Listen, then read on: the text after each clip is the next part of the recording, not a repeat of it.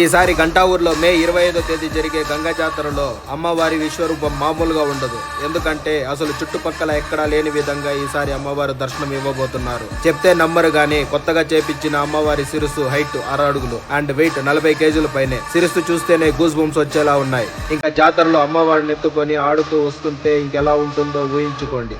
Making చూద్దామా?